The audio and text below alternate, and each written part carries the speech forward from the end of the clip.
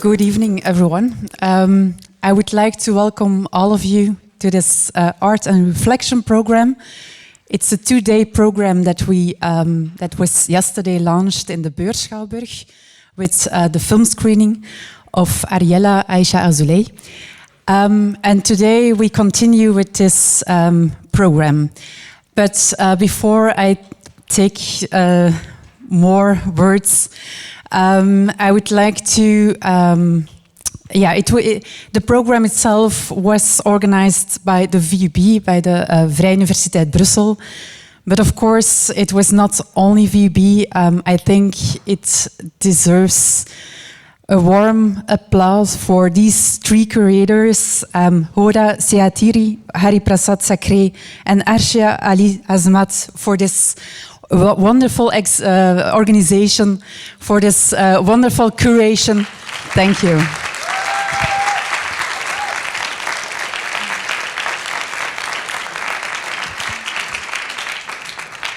So all credits go to them. So I'm glad that I can give the floor to Hari Prasad Sacré, who will take you through this program of today, and will manage this evening. Thank you all for listening.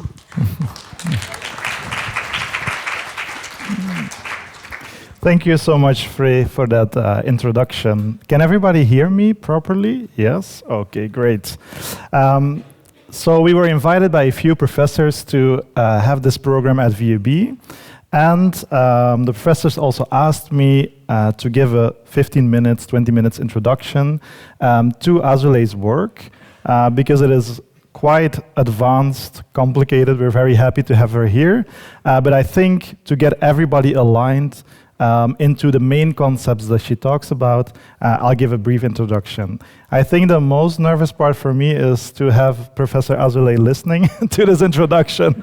So I hope she doesn't mind my introduction. Okay, everybody, welcome to this conversation with Dr. Ariella Aïsha Azoulay. My name is Hari Prasad Sacré, and I'm one of the curators of this art and reflection program. I'm a postdoctoral researcher in literacy and pedagogy affiliated with the research group Culture and Education at Ghent University. We want to first express our appreciation to VUB Crosstalks and VUB Build Research Group for hosting this conversation with Professor Azoulay about unlearning imperial violence. I know that those might sound as heavy words, so let me introduce what we mean with unlearning imperial violence. We mounted this program to create a space for reflection on global solidarity in times that higher education is increasingly invested in the decolonization of European universities. Also at the Vrije Universiteit Brussels, we witness how decolonization is gaining importance. Professors are implementing decolonial theory in their courses, hence they're also inviting people like us in their courses, and we also see at VB that there are students pushing decolonization on the institutional agenda. Yet, the current times are a painful reminder that the decolonization of European universities cannot be separated from amplifying global solidarity with those people still enduring the violence of colonial rule. Today we are at a university that was among the few higher education institutions in Flanders and Brussels that made an official statement to call for a ceasefire in Gaza. So one could ask, why are not all universities calling for a ceasefire? Exploring answers to such question brings us to the histories of Western universities, too often intertwined with colonial enterprises and imperial world-making. Hence, the hesitation of higher education institutions to call for a ceasefire tells us more about those institutions than it tells us about the people enduring the violence of war.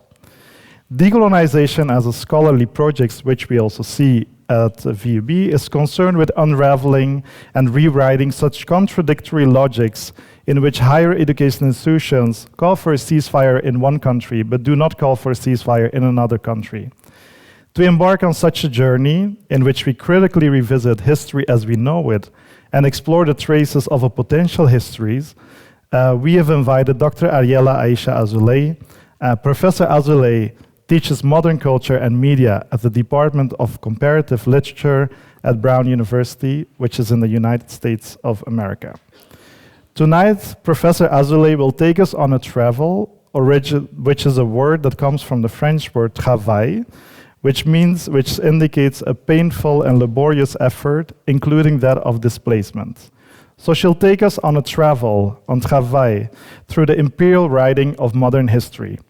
Azoulay's work invites the reader to revisit how the destruction of indigenous worlds on the African continent was foundational to the construction of imperial worlds governed by colonial states such as France, Belgium, and Israel.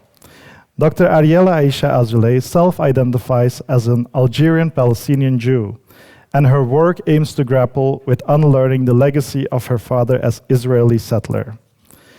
Before we start the conversation with Azoulay, I want to elaborate on an important concept that you need to know before going into this conversation, which is her concept of the archive, and how the archive is actually a form of violation. The archive is a key concept in Azoulay's work, but it's not an easy one to grasp.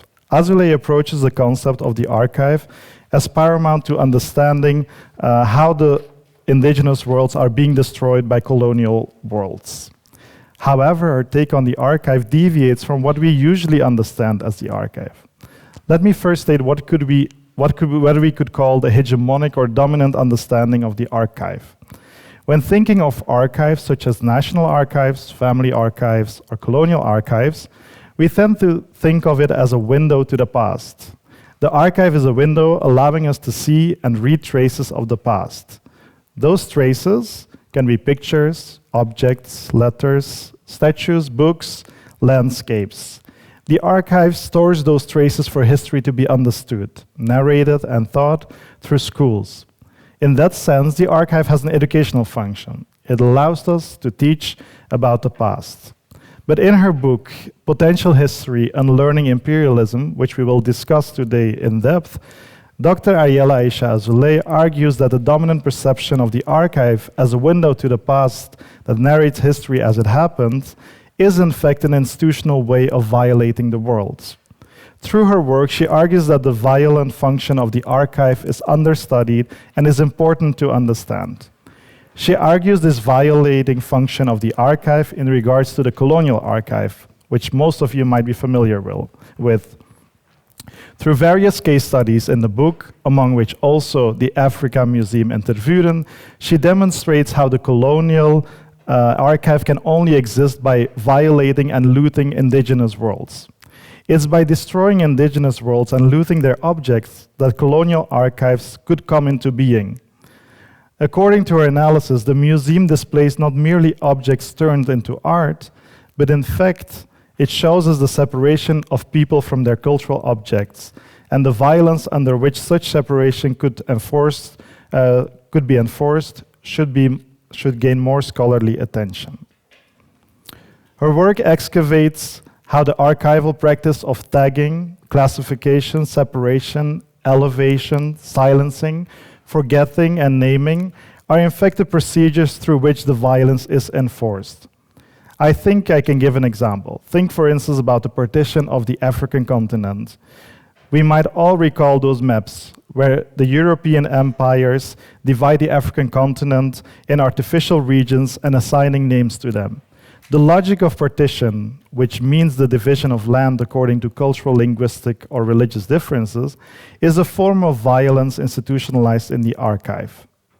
Such archival practice is nowadays omnipresent, as it is very hard to speak about the African continent without using the national classifications enforced by European empires. Most interestingly, Azoulay manages to make such a political critique, which has vast implications for our understanding of the archive. She makes it tangible by referring to everyday practices that subscribe such violent function of the archive. In her book, Potential History, she draws our attention to common European people traveling to the colonial territories and giving a helping hand to the tagging and labeling of stolen objects. The practice, almost a kind of trivial practice of adding labels, adding names to objects that have been separated from their people, is the violence of the archive understood on a micro scale. In Azoulay's work, the archive is a mode of speaking and thinking about the world in labels, classification, maps, partition, extraction, and profit. In critiquing the archive, Azoulay is interested in revisiting traces of anti-colonial worlds we assume can no longer exist.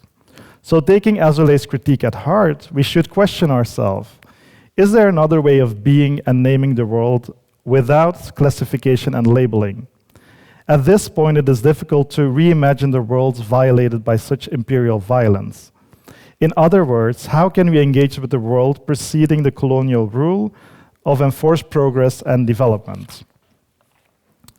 Our natural instinct might be different. It might be to think of a fairer archive that is made with the people and not about the people. However, Azoulay warns for such counter-archival practices, as these people will enforce the same violence of classification and labeling on the world.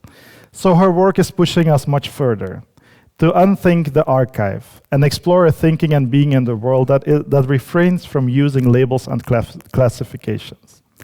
So unlearning imperial violence is almost about unarchiving the world, undoing the world from institutional archiving and classification, and learning to navigate the world in ways without an archival logic. It means trying to be in the world without labeling and politicizing people's identity, gender, age, nationality, language, religion, or geography. All mechanisms we learn to internalize by engaging with the archive. It sounds tremendously difficult, and I know that it is, to understand other ways of being, of a being that abstains from archiving the world through written words. Today we know little knowledge production outside the written words crafted by imperial languages. It are primarily, I think, in Belgium, the research projects in the arts that are taking a leading role in exploring other ways of being together.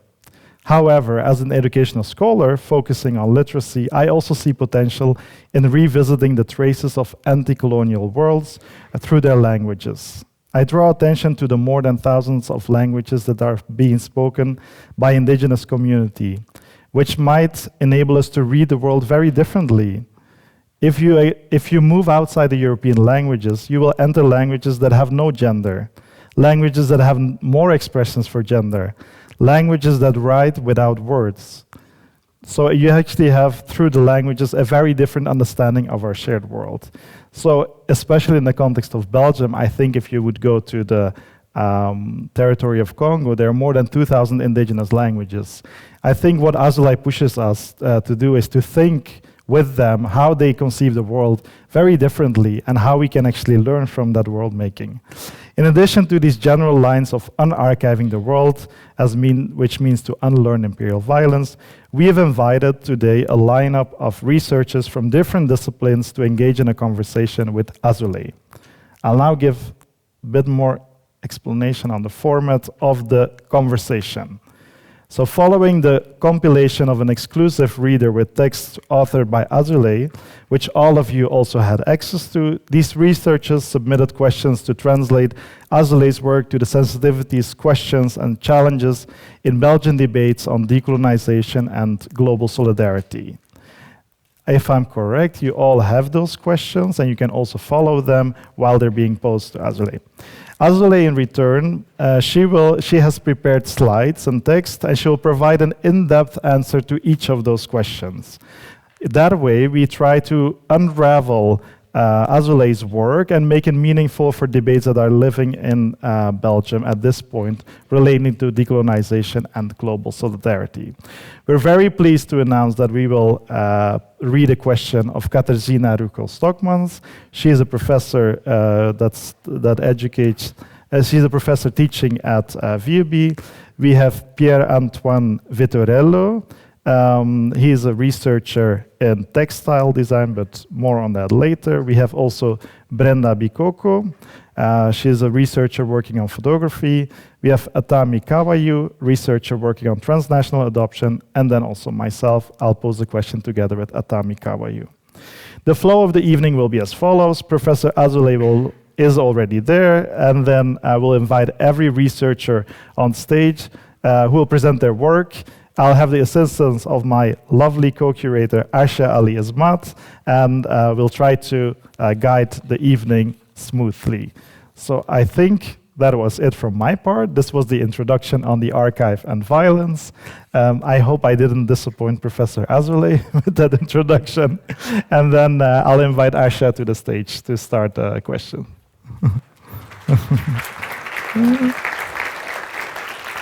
So the first question I will read out is actually from a researcher called Katarzyna Ruschel-Stockmans that Hari briefly introduced.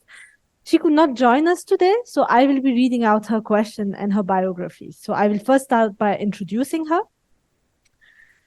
Katarzyna Ruschel-Stockmans is a lecturer in photography and contemporary art at Vrije Universiteit Brussels.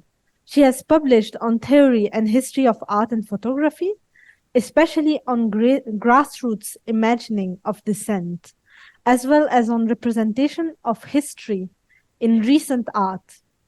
Her current work centers on community-based archiving practices and participatory art. So the question Katarzyna sent us goes as follows. Please don't hesitate to follow in the papers, as Hari said, because it's going to be easier that way. So, in potential history, you convincingly argue that archives, next to museums and libraries, should not be seen as benign sites of research or knowledge accumulation, but rather as instruments in the imperial logic of extraction, which are not separable from differential political regime. Lending these institutions a neutral position will only perpetuate the imperial condition in which we find ourselves. This approach is groundbreaking when we deal with state archives, especially in countries that have a colonial past. However, there are other types of archives that surface from below, as it were, through various citizen initiatives. I am thinking here in particular of a number of photographic archives that emerge in Eastern Europe and that collect and make freely available vernacular photographs of ordinary people. They could be seen as an attempt to make a different kind of history possible, one written from below. In an obvious sense, every archive, even a grassroots archive, establishes a set of rules and modes of access, and thus it imitates, to a certain extent, the model of the state or imperial archive. My question is, therefore, to what extent is the archive itself, as a concept, as a set of practices, always already implicated in the imperial logic? Is there a way to appropriate that logic in such a way that the archive would begin to serve the needs and the aspiration of the commons? In one of your earlier publications, you mentioned the archive of Anatkam. Would that be an example of an archive that unbinds itself from the imperial logic? On that note, I will leave the scene to Azoulay to answer that question. Yes, so thank you. First of all, thank you to Hari, Hoda, and Arshia for inviting me and for all the institutions that collaborated in putting together this event. This is really incredible to be here with you. And I'm grateful, Hari, for this very generous reading of my work. And I think that, part of the answer to the first question was already, in Hari's presentation. But let me take you a little bit in a few steps into my way to approach the question. So the question about the archive, the first question, invites me actually to say something broader about the archive and the way that I resist the idea that the archive is a deposit of documents or a deposit of photograph, and to insist about the archive, it became too warm here, and to insist about the archive as a technology. And when I'm speaking about the archive as a technology, I mean that the archive doesn't exist only within the building with which we associate usually the archive. The archive as a technology is the way that imperial violence actually forces people to become the objects on which later on we will read in the archive. So I would like to take you to a travel, as Hari, emphasized in his introduction, through the archive to share with you the way that I conceive the archive, and then I will arrive to the second part of the question about possible other archives. Now I'll try to share my screen. Okay. So, when we think about the archive, this is, one of the images that we have in our... Do you see it? No, you don't see it. You don't see when I'm... Okay. Now you see it. So when we think about the archive, this is, one of the images that we have in our mind, which is piles of, documents that are being organized in files with tags, with dates, with indexes, etc. We don't think about it, like a completely, incohesive piles from which we are coming to take objects, but we think about it more like someone already prepared for us a certain access to the archive. But given, the genocide that is being, now, the genocidal violence now in Gaza, I would like to start with an image from Palestine from 1948, from 1949, from the destruction of Palestine. And to start my discussion of the archive out of this photograph, in order to show what do I mean by the fact that the archive is not only the deposit of those documents. So you have here on the left side of the screen, you have an image that was taken in Palestine in 1949 by a photographer by the International Red Cross in Geneva, and it is being kept there in this archive. So if you will go to the archive, you will be able to see this image already organized in those kind of, in those kind of files.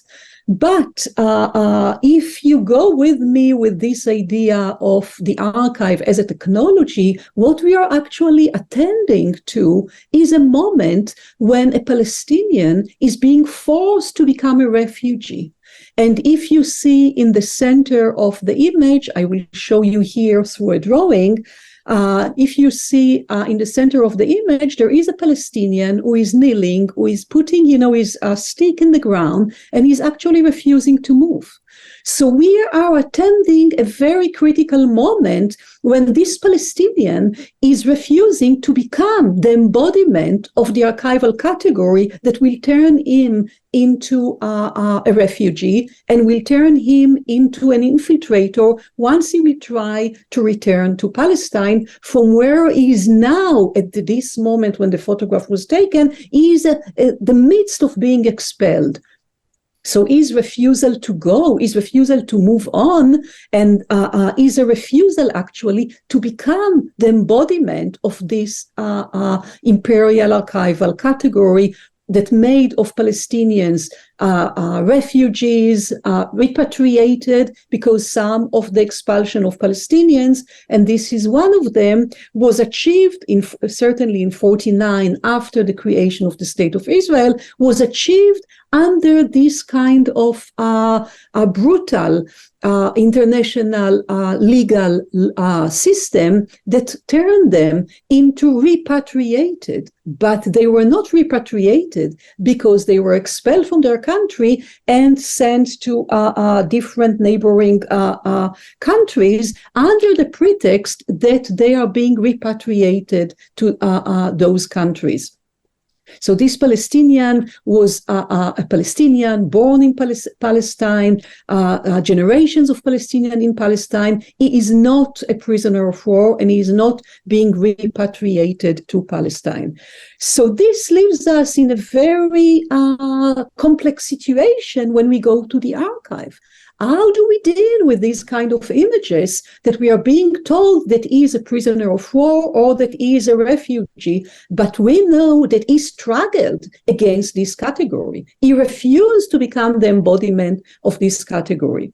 So now I would like to add another layer to this question of the archive as a technology, as a violent technology. When I went to the archive of the International Red Cross in Geneva, and I saw this image and I wanted to show it in an exhibition, I was not allowed to show it because the only way that the archive allowed me to show this image is only with their caption, without me dealing with this image with different terms. And what you see, circled in red in their caption is that he is a prisoner of war, and this is a category that doesn't fit the situation. He is being now expelled from his country. So this brings the question to us: how do we refuse the way that not only he had been expelled,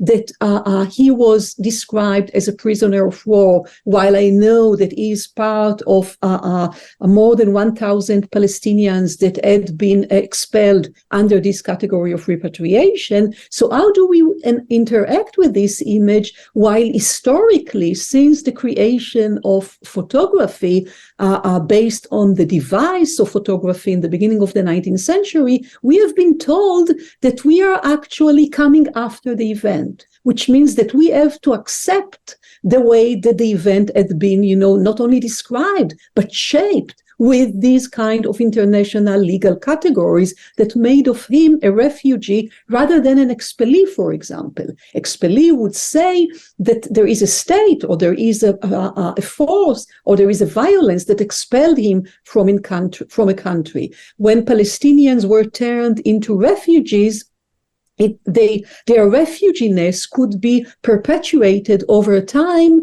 because it became a category that qualified them, that says who they are, rather than account for the violence that made them expellees. So we cannot deal with the archive as a series of documents and think that today we can valorize the archive differently if we are creating different type of archives. And in the question, there is also the assumption that lately we have different types of archive. And there is a reference to archives that were constituted from below, for example, in East Europe.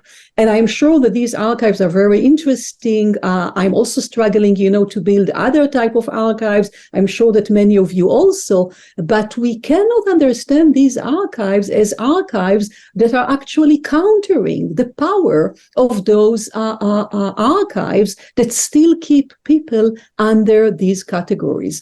So what we see now with the genocide in Gaza, what we see now with the attack on Palestinians all over Palestine, because it's not limited to Gaza, is that not only the archive as a technology compels us to relate to him as a refugee, and later on, if he will try to enter Israel as an infiltrator, but what we see is the repetition of the same technology of the archive that makes of Palestinians once again refugees in their own land or in the vicinity of their own land, because there is all the time this kind of struggle now in Gaza. Where will they be pushed farther, as Gaza itself was invented in 1948, and we relate to it as the Gaza Strip, but Gaza Strip is not any cultural name. This is a colonial name that designated the piece of land from Palestine at the margin of Palestine, close to the sea, close to Egypt, designated this part of Palestine as separated from other parts of Palestine, and in which 8 refugee camps had to be created, and created already in 1948 a humanitarian crisis, when 200,000 of the Palestinians expellee from other parts of Palestine were squeezed in the Gaza Strip. So coming back to, those drawings, why I found myself, to draw them, because in my way to also potentialize not only the history of the archive, but also the history of photography. I don't relate to these drawings as drawings. I relate to them as placeholders in the photographic archive. So rather than thinking about, the photographic archive as made only of photographs, because sometimes, there are photographs that we cannot show. And if I cannot show this photograph, I have only a thumbnail of it. If I cannot show this photograph, I call this photograph, this drawing, an unshowable photograph. So the idea behind is not to become a painter and to paint, images of the expulsion of Palestinians. It's a counter action toward the archive, saying we refuse your power to tell us how we can deal with this violence. And by that, the idea is to say, and this is part of, the broader work of potential history, to say that we didn't come after the event, that this Palestinian who is kneeling and refusing to move forward, refusing to become a refugee, actually invites us at this moment to participate in his counter-archival practice. So the idea that only today we are coming up with kind of, counter or archives from below is an idea that I'm trying to undermine in the book, because for me, this Palestinian is already practicing a counter from below archival practice. So his archival practice is not about creating documents for the archive, but it is about refusing to be categorized in the colonial archive as already a refugee. Because when he will finally be expelled from Palestine, he will not give up. He will try to return to his land, and he will try to return to his land not under another archival category, which will turn him into an infiltrator with quotation marks, which means that he could be killed in the border if he will be encountered in the border. But he is trying since 1948 to reclaim, I am a Palestinian and my right is to return to my home and to my homeland. So the question of us as users of the archives or spectators of photography is how we position ourselves, not in relation to how you will be catalogued in the archive and only changing the category, but how we join his resistance, his refusal to see Palestine being destroyed.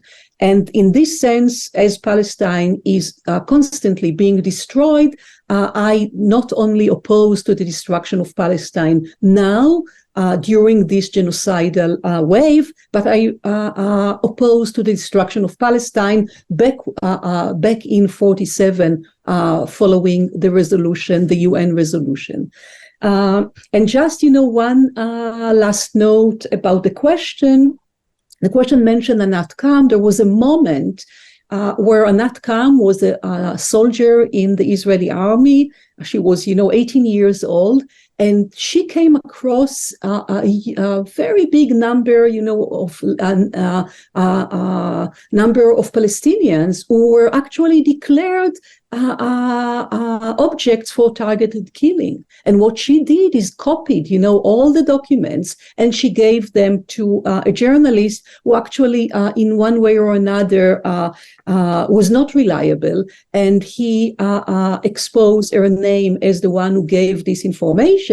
But this is the less important part of the story. There was a moment where an 18 years old girl who was trained since she was born to serve in the army, because this is how Israeli kids are being, socialized from the moment when they are being born. So there is a moment when she encounters this kind of catastrophic list of Palestinians who will be killed, objects of targeted killing, and she wants to tell it to the world. She wants to scream, this should be stopped. So what I tried to do is to speculate about, what she did as the creation of a counter archive to the archive of created by the army. But it's not about, reifying what she did. What I try to do is a speculative narrative of a moment. When there is an awakening of understanding that actually we have to refuse to the way that this list of Palestinians to be killed will just be, kept in a drawer, and people around will not know about this kind of archival killing. So maybe I'll stop my answer here, and unless if you have a follow-up question, I'm happy to answer the next question. Thank you so much for that elaborate answer, Azoulay. It was really nice to hear. Yeah, I think Arshia can call on stage the next person. Yes, so I will call on stage our second guest, which is Pierre-Antoine. Please come forward. Bonsoir, Pierre. So let me first introduce you a little bit. So Pierre-Antoine Vittorillo is a PhD research fellow at St. Lucas School of Arts and the University of Antwerp. He identifies as a mixed race, cis Afropean and queer individual, and he serves as a teacher of artistic research methodology at the Académie Royale des Beaux-Arts in Brussels, and as a tutor in Instituto Marangoni in Paris. And you work as a fashion and textile designer. His research focuses on unveiling the legacies of Senegalese Wall of Women in the Parisian space from 1940 to 1966, critically examining the erasure of indigenous crafts in the emergence of a modern colonial fashion system that diminishes the significance of the process of making. Through the creations of replica and the reenactment of fabulated and charged objects, he engages in a collective exploration of these themes. Yeah, we want to thank Pierre-Antoine for sending in a question, because if you have followed the reader, one of the last texts of Azoulay's work engages more with crafts. So we're very pleased to have a question from somebody from a very different field than we are. So go ahead, ask your question. Thank you so much for this opportunity. And thank you, Professor Azoulay, as well, for being here, part of us. So my question, I will go straight forward to my question. So I'm referencing to the concept of imperial seizure and appropriation of common resources developed on page 76, so in your second chapter, as well as a subsequent discussion on page 78 regarding the issues of territorial ownership, polity, and their implications for people's rights. In your examination of colonial hegemony, particularly concerning the toxicity and contamination of objects within colonized territories, you introduce the term seizure, which I interpreted both as capturing and as a sudden death. Regarding lifeless objects, art objects, many created under the rules of the colonizer and existing as transnational entities, how do you envision these objects being activated or energized? And then I give an example of, for instance, the Musée du Quai Branly in Paris, sometimes overlooked by diasporas in Paris. What collective means could be employed to vividly bring attention back to these objects, emphasizing a form of collective recall or re-experiencing? Thank you very much. Okay, then we move to Professor Azoulay for an answer to that question. Yeah, so thank you. Yeah, okay. Yeah, thank you, Pierre-Antoine, for this question, follow-up of a conversation that unfortunately we couldn't do in person in Brussels.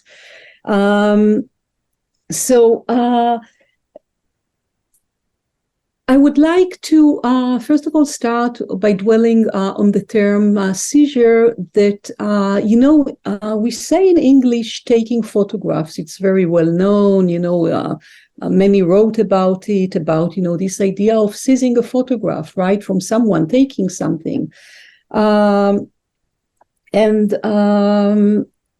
There are, other very violent, terms that are being used in connection to photography, like shooting, and there are, Susan Sontag and many other wrote about it. And I am deeply interested in the way that taking photographs is not only in the act itself, it's actually the accumulation of photographs that were taken from many people in different places. And if we look at the history of photography, the way that it was narrated so far is that many of the narratives, including the revisionist narrative, speaks about, the invention of the camera, the invention of the device that enabled fixing an image that could be produced earlier through a camera obscura, fixing it on a plate that can be, moved from one place to the other and can be a photograph. But this history is highly problematic. I engaged with it. I countered it in a book that I wrote many, many years ago, The Civil Contract of Photography, where, I wanted to address the community among whom, photographs exist or live as the moment when photography emerged. But in my later work in potential history, I speak about, the way that photography, when the device was invented in the early 19th century, actually photography was modeled on other extractive technologies, like seizing lands, like seizing, objects, seizing jewelry, etc., etc. And when I read for the first time the lawsuit that I will, relate to later, it's not part of my reply now, not lawsuit, it was a complaint. In the US, you have first to have a complaint submitted to court, and only later, either you are being admitted or not to file a lawsuit. So in a lawsuit by Tamara Lanier, a descendant of a person who was kidnapped from Congo, she asks the restitution of a daguerreotype that was seized from her ancestor, from her great-grandfather. So the term seizure, when I read it in this kind of lawsuit, I was asked myself why, if I'm using all the time, I'm engaging with this kind of imperial accumulation and seizures of lands, etc., why didn't become part of the language that we are using? Because taking a photograph became naturalized as something that, yes, we read a text about it, but we move on to use it. When you say that the photograph had been seized from someone, it creates a kind of estrangement, right? That we all of a sudden hear, what does it really mean? So this was, a moment of encounter with a term that I was used, but in a way that all of a sudden clarified to me that there are still other zones where it is not being used like that. And now I would like to address the other part of your question. But let's see if I'll be able to share my screen again.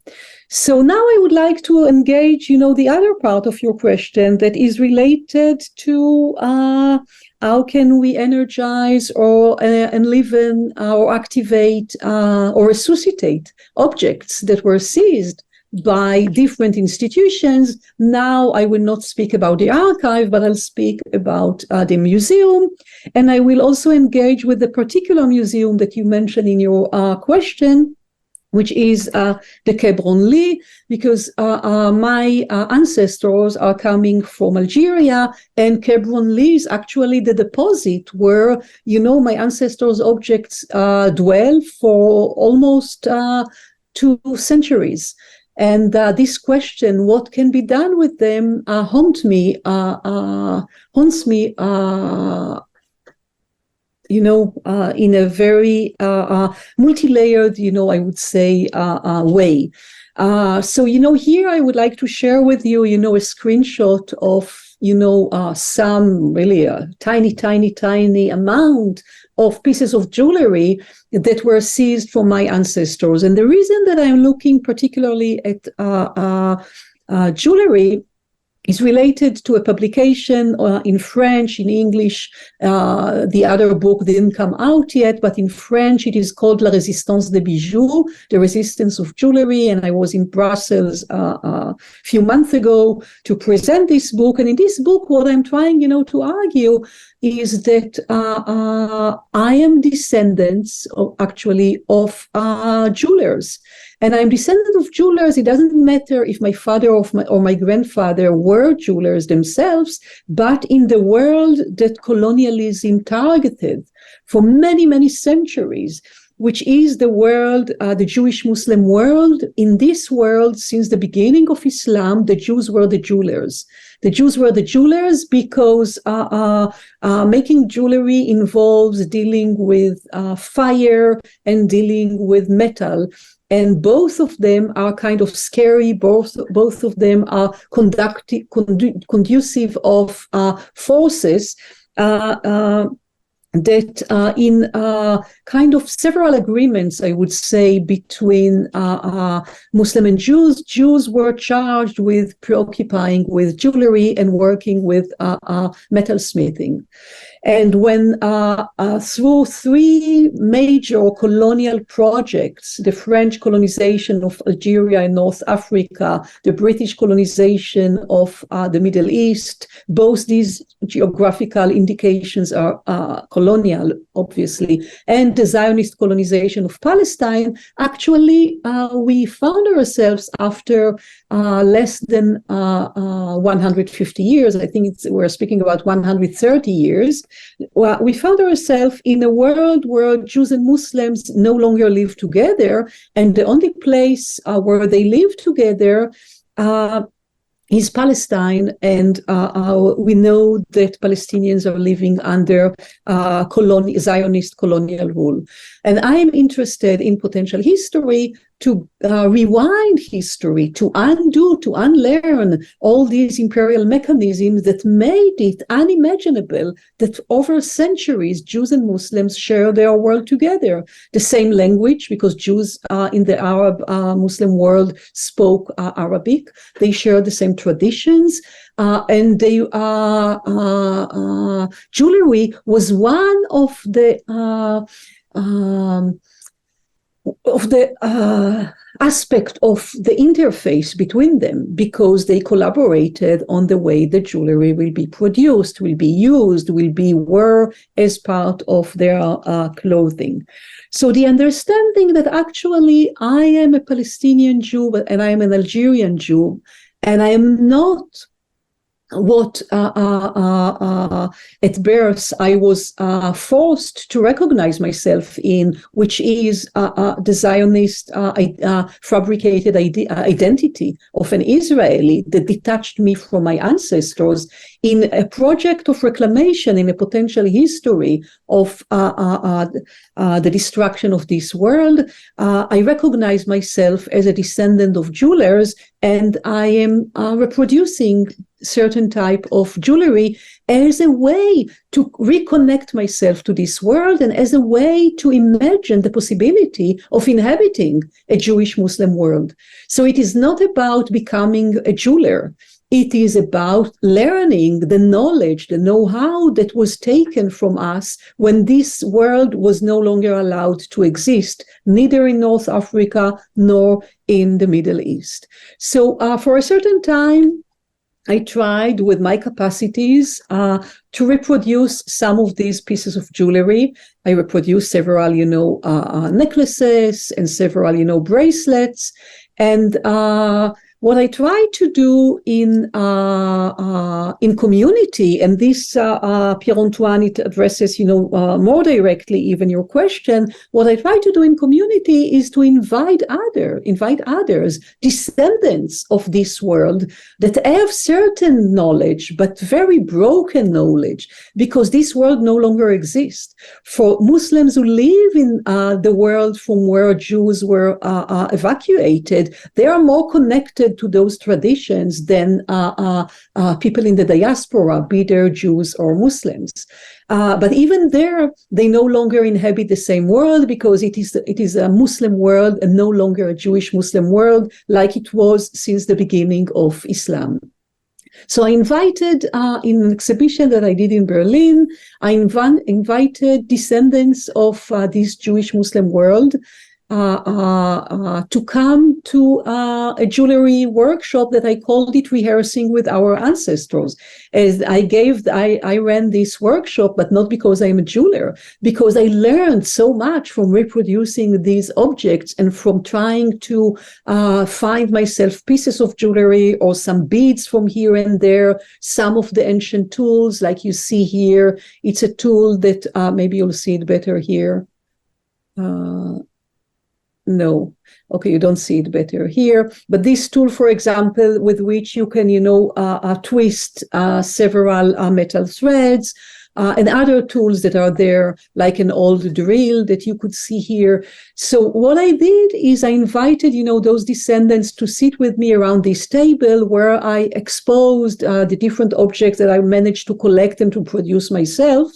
Around it, there was a visual essay narrating the destruction of the heart of Alger at the beginning of the colonization of Algeria, where all the craftsmen lived and worked together, Jews and Muslims, and where most of the jewelers lived before they destroyed the Lower Kasbah and flattened it into a square that was called first Square Royal, the square, Government Square, and today is being called the Martyrs Square. So here you have, a reconstruction of the Lower Kasbah that today is totally, flat square, a reconstruction of the Lower Kasbah that was made by another colonial agent, Paul Udell, who is known for creating a compendium, an archive, or a collection of drawings of those jewelry that many of them he donated or sold to Kebron Lee, and they are deposited there. So if you see underneath all these objects, there is the same map. And actually what I did with the object that I created or collected, I tried to rebuild the feeling that this is not an empty square, that this was the heart of the know-how of Alger. And here you can see, I shared with the participants, some of the drawings that he did in this kind of two compendium that he did, and some, metal threads and some coins that we pierced together, because many of the pieces of jewelry are made of coins. And I invited the participants actually to create with me this kind of jewelry.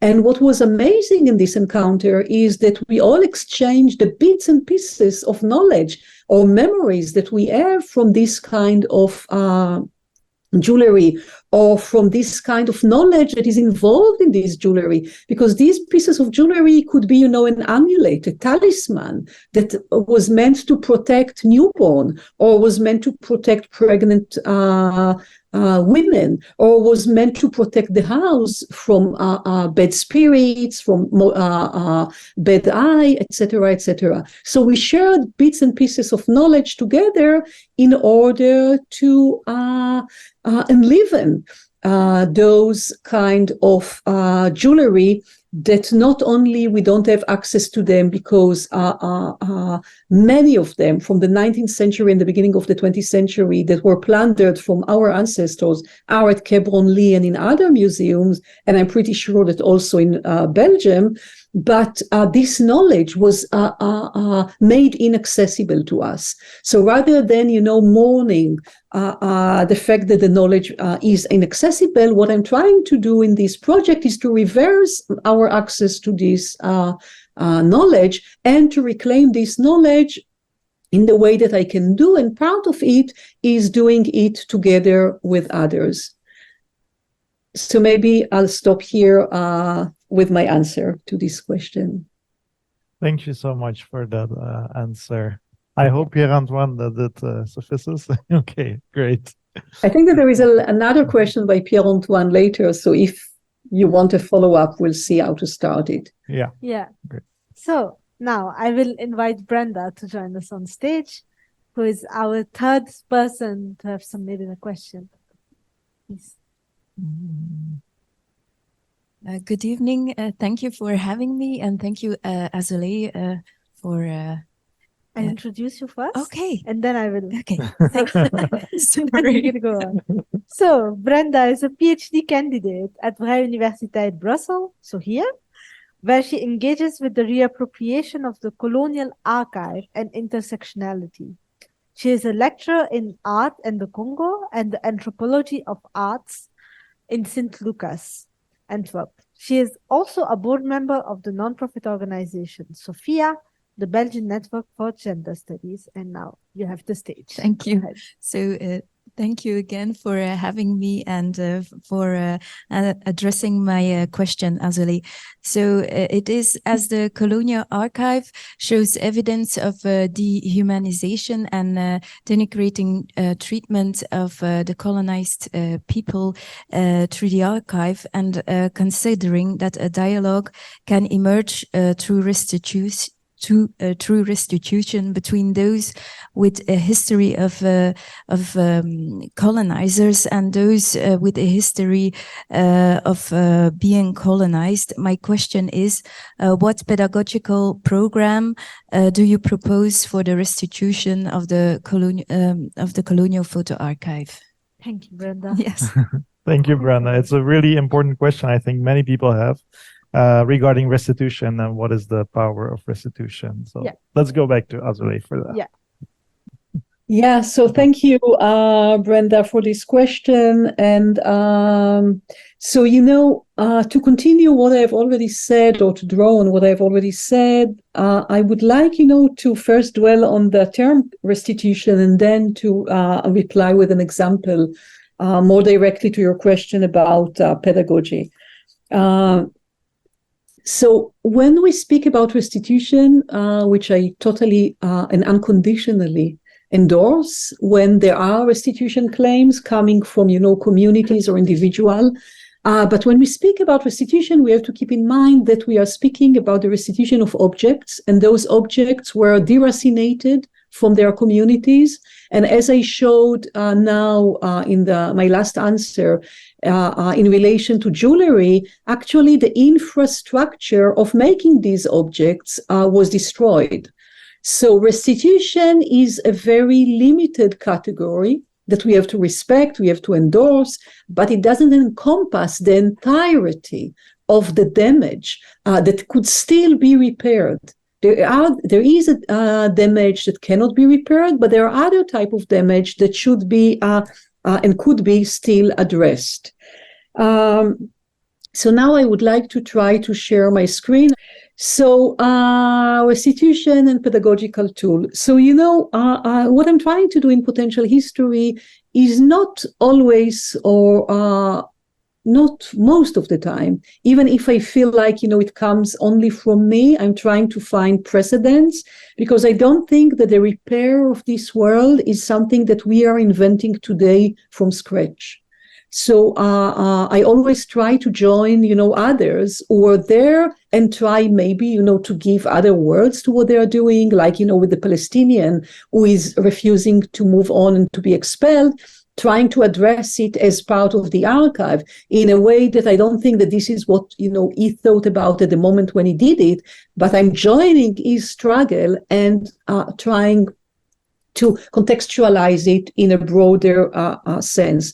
And here also, as the question is about, photography, I would like to start with the example of Tamara Lanier that I've already mentioned earlier. She's a descendant of a Congolese man who was kidnapped from Congo sometimes after the abolition of the slave trade, because he was smuggled to Africa, to America, to the US. Prior to that, the slave traders proudly practiced their violence with the endorsement of countries that believe that they are democratic, like the US, for example, enslavers' democracy. And so he was kidnapped to the US, and he and 6 other Congolese men and women were taken in photographs in daguerreotypes at the studio of a photographer whose name is Zilli. And those daguerreotypes are very famous because Harvard owned them, and or Harvard holds them, and Harvard used them in different, moment as part of building itself as Harvard and the Peabody Museum as the authority to tell the story of those daguerreotypes and people who were kidnapped into slavery, which is part of the dehumanization that their images should continue to be there. And a few years ago, Tamara Lanier, descendant of Papa Renty, she filed a complaint against Harvard and Peabody asking to restitute the daguerreotype of her great-grandparent. And she's holding this image in her hand that she printed in a scale that is similar to the scale of the daguerreotype, actually challenging the museum authority to tell her, you will not hold this object. You will not hold this object in your hands because we hold these objects and we are the proper owner of these objects. So since Tamara Lanier filed this complaint, I don't show, for example, these images, except as you see it here, in the hands of Tamara Lanier. Because Tamara Lanier, when she holds this image of her great-grandparents in her hands, she is actually bringing him back into the family. She is actually already expropriating him from the hands of the museum, even if the object is still in the museum, because she is she's performing that Papa Renty as family members who are waiting for his repatriation. So we have here also, a kind of tension between already 2 categories, the category of restitution and the category of repatriation, because there is a family who is awaiting for actually the human remains of Renty that are imprinted on the silver plate of the daguerreotype. And as Harvard is well aware of, those images are in the process of disappearing, which means that the imprint of Papa Renty on the plate is in the midst of disappearing. This is why these images are not being shown. What is being shown are a replacement of these images, but Harvard insists that they will not restitute those images, those daguerreotypes, to Tamara Lanier of Papa Renty and Delia, his daughter, who is also an ancestor of Lanier. So when you ask me about pedagogy, the pedagogy is not only about how to label the photograph. It's not only about how to show the photograph.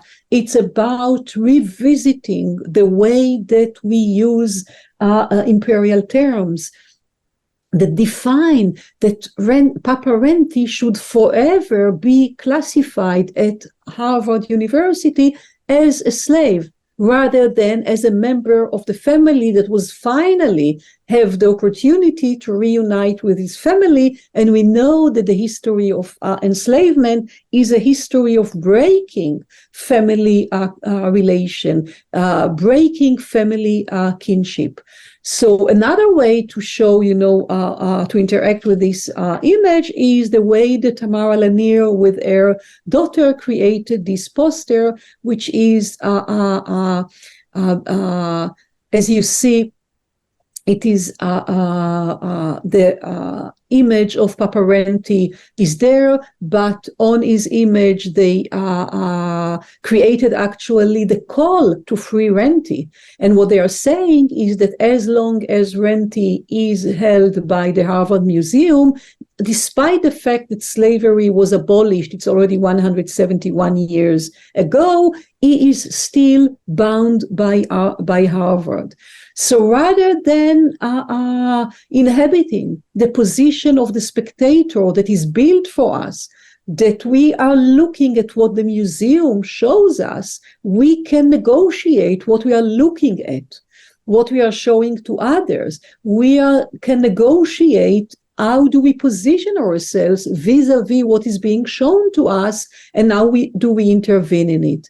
So in a collaboration with Jonathan Vinitsky, what we try to achieve in this image is to try to switch the gaze from the naked bodies of some of those people who were kidnapped from Africa to the scene of crime. So here what you see is actually the tripod that was used in order to hold some of them still in order for Zili to take photographs of naked African or kidnapped from Africa or forced into slavery. And here they were forced into the photographer's studio in order for the photographer to seize a photograph from them. So the reason that we see so much of the tripod once we remove the presence of one of them is because they were naked. Otherwise, with their clothing, the tripod will be invisible.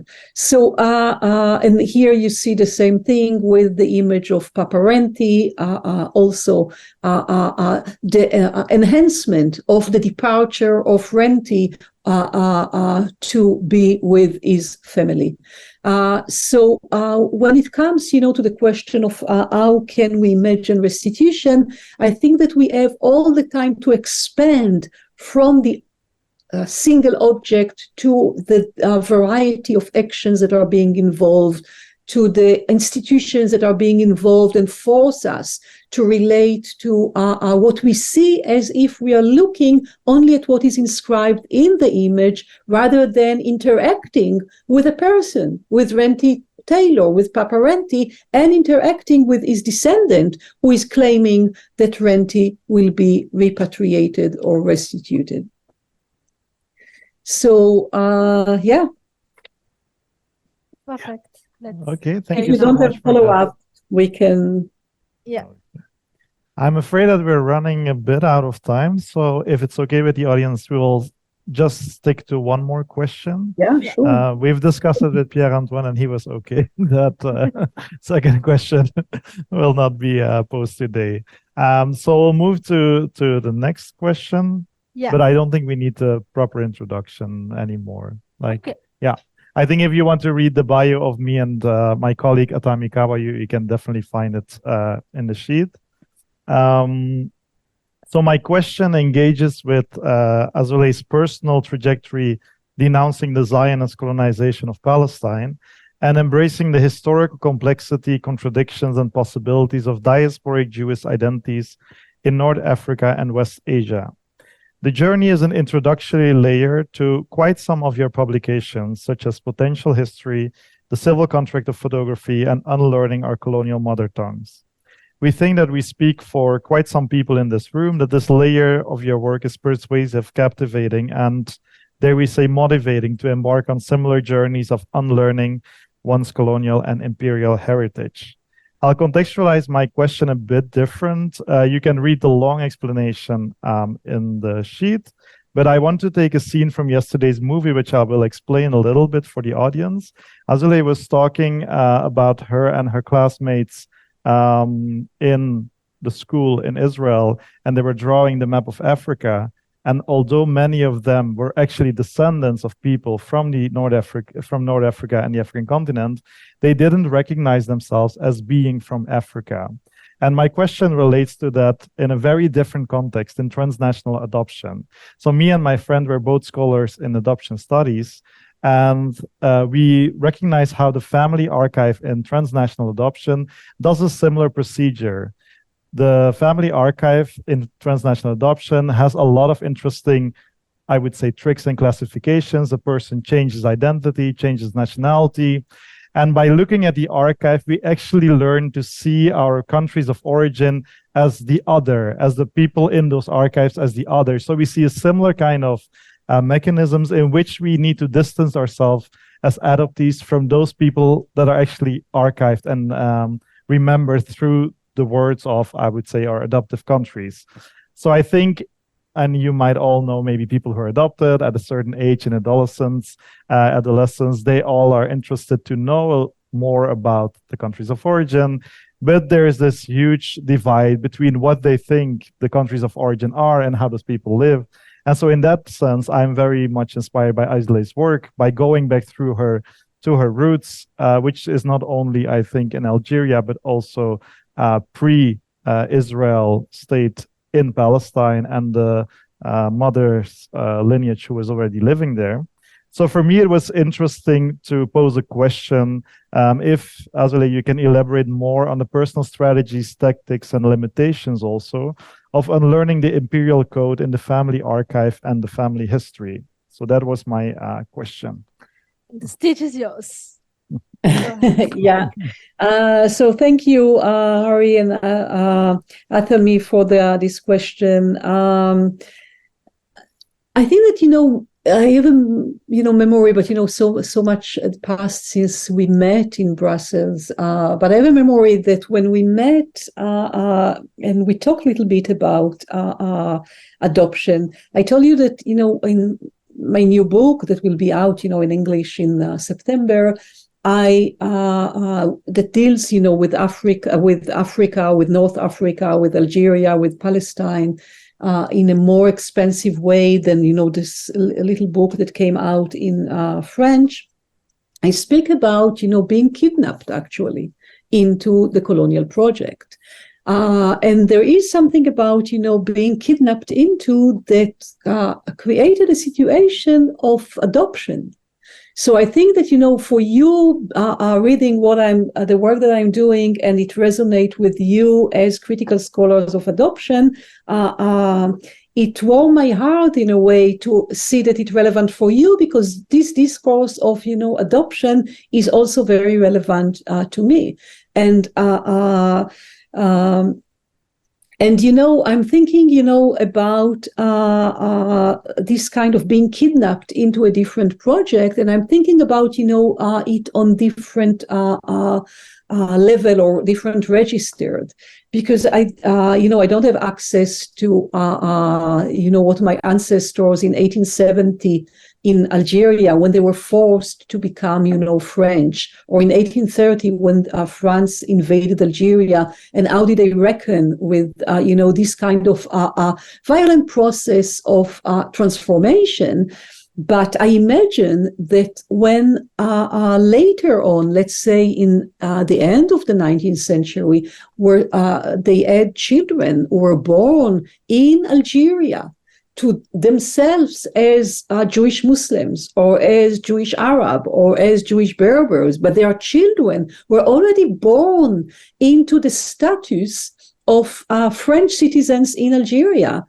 They many of them started to get new names that were more French or Frenchified names, and they were sent to schools that were established by the French that countered the legacies, the traditions of their parents. So this created a kind of rift rupture between them and their parents. Their parents could no longer understand them, and they could no longer understand their parents. And this exacerbated over generations. And when I'm thinking about myself, being born in Palestine, to a father who could no longer stay in Algeria after World War II, it was really, Algeria was still very inspired, and the institutions were still very colonial and fascist. And he chose to go to Palestine for a year, and he stayed there. But he came there and he stayed there not because he was Zionist, because for the opportunities for Jews around the world were not very many after World War II, because they were undesired in many places. And unfortunately, Palestine was one of the places where they managed to come. And unfortunately, what came out of it is this destructive project rather than Palestine as a place of refuge. And I was born there in 1962 to parents who have identities that I was not allowed to inhabit, because my maternal identity of Palestinian Jews, Jews who migrated within the Ottoman Empire for centuries. So my family came there before Zionism. They came, from different places in the Ottoman Empire. And my father, who was born, and for centuries the family was part of Algeria, North Africa, and through a colonial process were actually deracinated from their culture and were made into European citizens without knowing Europe, without being connected to Europe. And he migrated to Palestine. And when I was born, all these, family lineages, all these, family layers, the traditions were completely destroyed, were completely inaccessible for us. And I was born to inhabit an identity that was fabricated for us who were born in the Zionist colony in Palestine. It was not even a Jewish identity, because our Jewish identities in plural all around the world were different identities than the one that was fabricated in Israel for us as our identity. So what I see with colonial projects is a structural modality of kidnapping children into national identities, that if we look at this in the context of 100 or 200 years, it's not only, the case of Jews who came from, Jewish Muslim world. But if we look at this, these processes in the span of 100 or 200 years, we see that children were kidnapped into different histories. They were imposed other adoptive parents, like their ancestors. What is the relationship between me and those Zionists who were never the people that were the ancestors of my immediate, ancestors? But I grew up to have them as my adoptive parents, as my ancestors, as my memories, as protagonists in my histories. So I think that it's the work that you are describing, that you are doing, is very important and generative, first of all, for the community of transnational children who were part of this transnational adoption. But I think that it has also very broad resonances with general processes that are being unleashed with or through colonial movements. And maybe I will share my screen just to end what I wanted to say with one image, but I'm running out of battery, so I need to connect my computer. You will excuse me.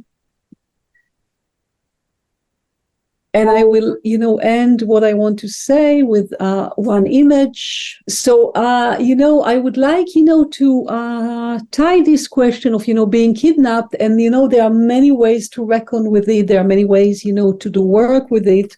And I would like, to tie it to the question that we will not address by Pierre Antoine, but about, fiction or fabulation or speculative way. So for me, recognizing myself as an Algerian Jew and a Palestinian Jew is a political project, first of all, because it's opposing the identity that was forced on me and opening up venues to recognize the possibility or the potentiality of Jewish-Muslim identity, conviviality, and worlds to come up again, to be rebuilt again, to be inhabited again.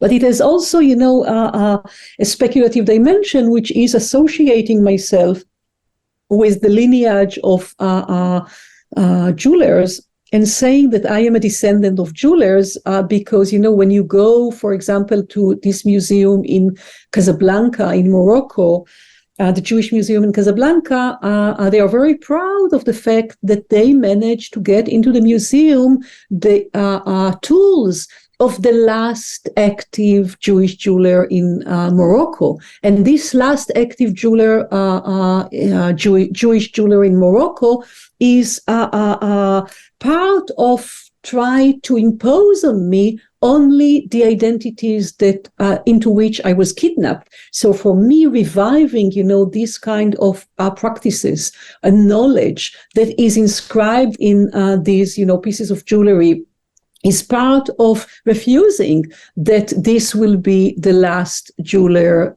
Jewish jeweler in the Jewish Muslim world. And just to end, with this image, which is the image, of this kind of earring, which is the alaka, which is the earring that children of Jewish jeweler had on the left side of their, on the left here. Here on the left earlobe of children, Jewish children of jeweler. So for me, making this piece of jewelry is also part of reclaiming ancestral legacies and traditions, but also reviving them in order that I will be able to hand them over to my descendants and to other descendants of this world that can join this incredibly crucial and important struggle, which is to free Palestine and to make also the Jewish Muslim world livable and habitable again, against this fantasy, this imperial fantasy that imposed the invented Judeo-Christian tradition at the expenses of worlds that were destroyed through imperial projects that are the Jewish Muslim worlds. So thank you.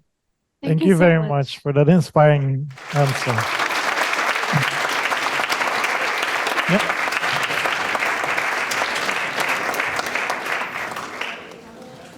So, thank you so much, Ariella, for joining us and for taking the time to be with us today. With pleasure. Yeah, thank you so much for being here.